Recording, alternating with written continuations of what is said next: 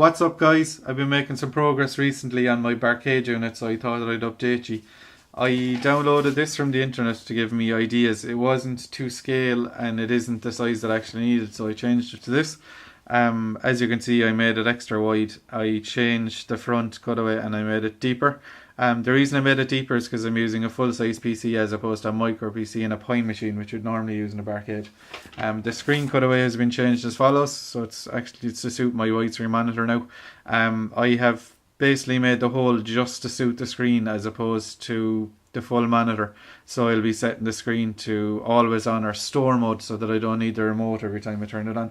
I also downloaded this to help me with the button layout. I'm actually going to use 8 buttons. 1 second. Just to give you an idea what it looked like full size. This is kind of full size, and here's the button layout. So if you imagine I have a joystick and I'm actually going to use 8 buttons, and I haven't decided yet. I might have my player 1 button and player 2 button here and a back button there, or else the back button will be up here and player 1 and player 2 will be down here. I'm also adding a left flipper and a right flipper on the actual unit itself, so I can use it for pinball. Next, if you follow me on Twitter and Facebook, you might have seen a picture of this already. I finished it recently, but basically I paper mache the bedside locker with all stuff from the NES era, because as I keep harping on about it, NES is my one true love.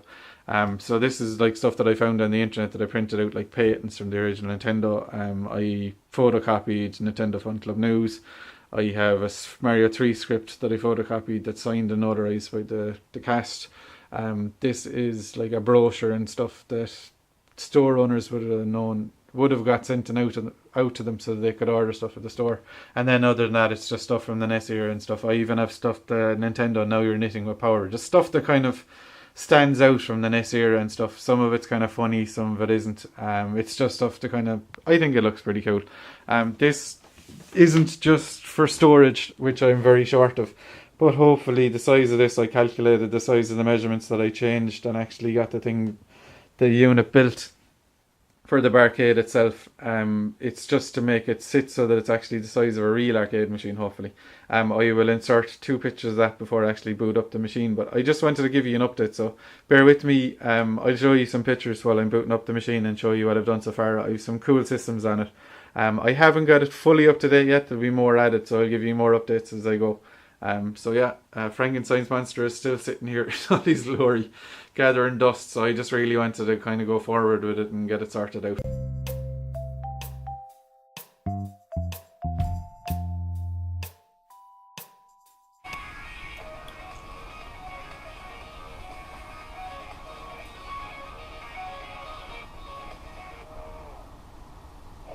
Okay, and we're in. I'm just using my GoPro to actually record this, so sorry about the bad footage.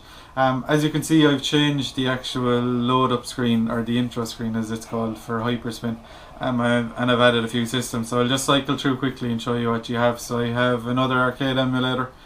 I have the GX 4000 Amstrad. I have the Atari 2600, 5200, 7800.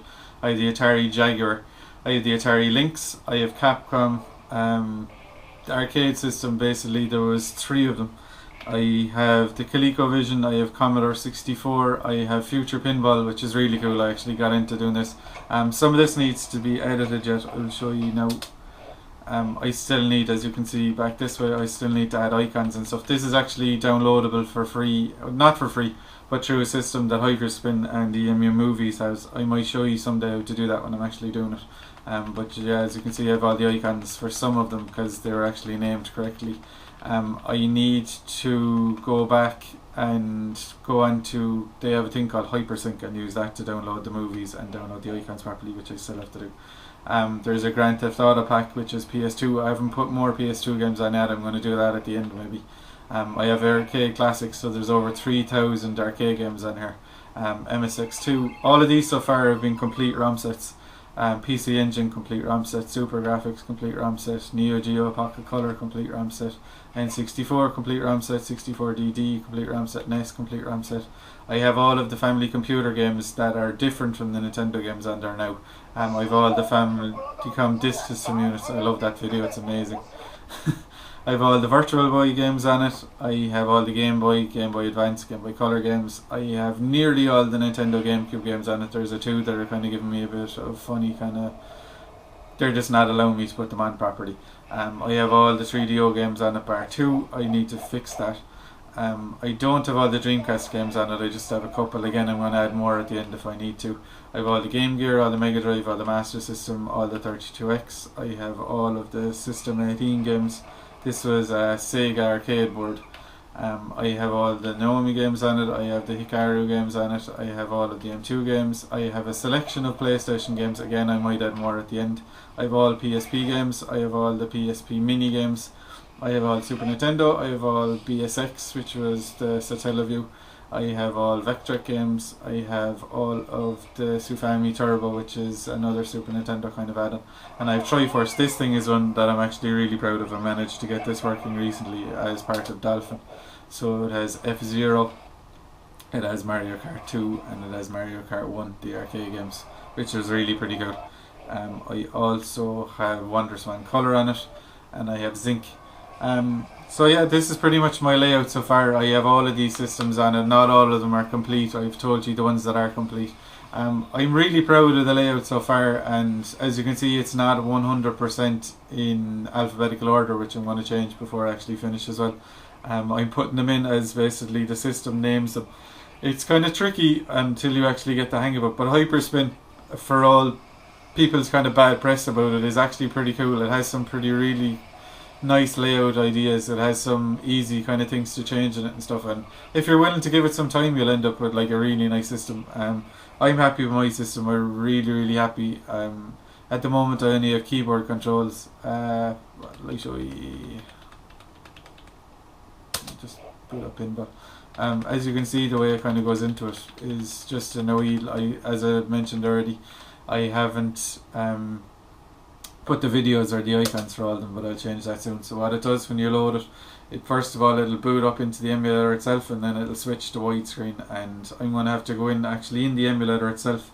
You can go in and change the button layout, which I'm going to use so that I can use my flippers on the side. I have this connected to the internet, that's why it's saying new updates are available, but it won't. At the moment it's set to 5 to give me an insert coin, so as you can see I'm adding coins here now at the moment. And then I press 1 to start. So that brings me down, and then I am using the enter button as the plunger to allow the plunger to go. And then either shift key is going to be my flippers on the left or right. So left flipper, right flipper. So yeah, it's pretty cool. You can nudge the table and everything as well. I'm playing this on the keyboard and trying to concentrate and talk to you at the same time, so it's pretty hard. But yeah, it's this suits widescreen, but other systems won't. So I'm gonna show you kind of when stuff is widescreen, it won't actually. You just press escape then and you're back out to the main menu, which will be my back button. Vectrex.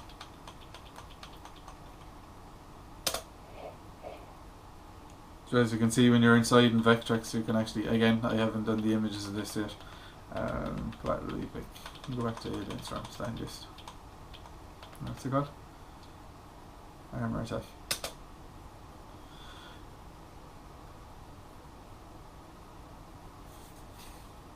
Loading in real time. So as you can see, it is in widescreen, so everything that I've set up, I'm going to do it in the perspective that actually was, and if possible have it in 50 or 60 hertz.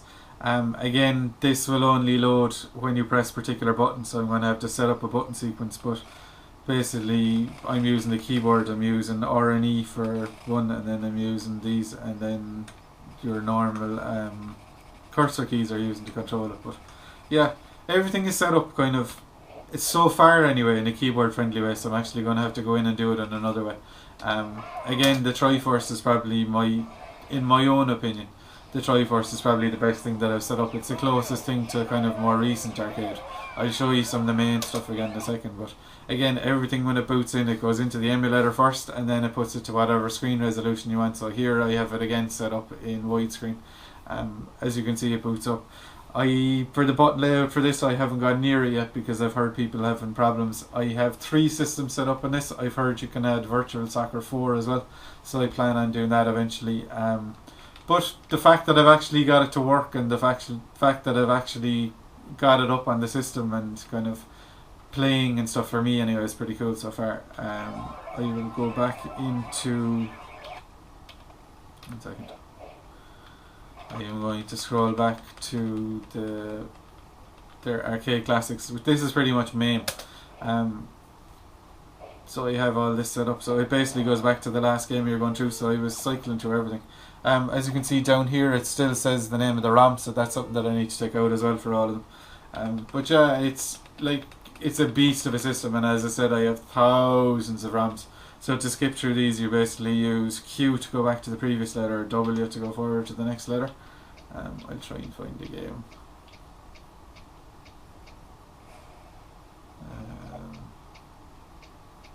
So let's stand it. I'll go down because I love Nintendo. I'm going to go down to Nintendo stuff.